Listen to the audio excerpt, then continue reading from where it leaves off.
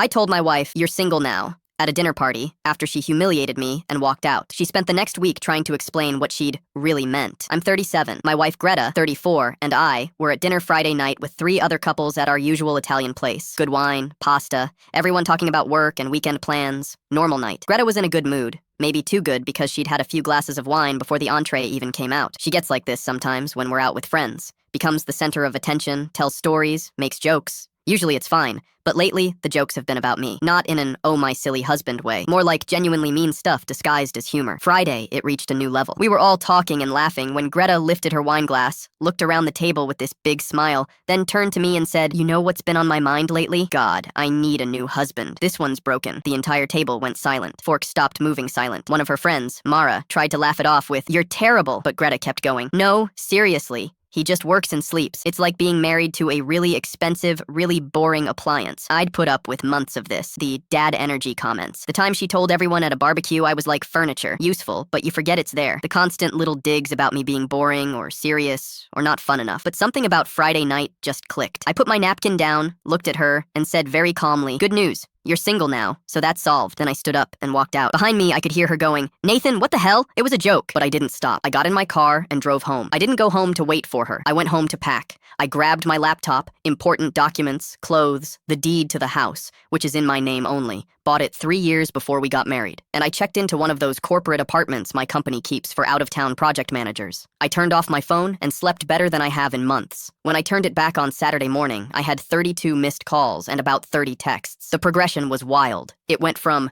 "You're overreacting," to "You're scaring me," to "We need to talk," to "This isn't funny anymore." I didn't respond to any of them. Instead, I called my lawyer. Well, he's more of a golf buddy who happens to do divorce law. I told him exactly what happened and that I wanted to file for divorce. He said he could have papers ready by Monday. Monday morning, I stopped for gas on the way to a job site. My credit card declined. I called the bank from the parking lot. Turns out Greta had called them over the weekend, claimed to be me, and told them I was having a mental health crisis and that she needed to freeze my accounts because I was making erratic purchases and might be a danger to myself. I'm not kidding. The bank rep was super apologetic once they verified I was actually me, but it took 3 hours and 2 supervisors to get everything unlocked. They put notes in my file about harassment by spouse and sent me a written statement of what happened. That statement went straight to my lawyer, Daniel. Strike 1 for her, Exhibit A for me. Wednesday, I needed to grab some more clothes from the house. I got there, put my key in the door, and it didn't work. She changed the locks. I called the police. 2 officers showed up. I explained the situation and showed them the deed with my name on it. One of them pulled it up on his tablet to verify, then knocked on the door and told Greta she can't lock the titled owner out of his own property. She opened the door, looking like she'd been crying, told them she changed the locks because she was afraid of me and that I'd been acting unstable. Click here to watch next.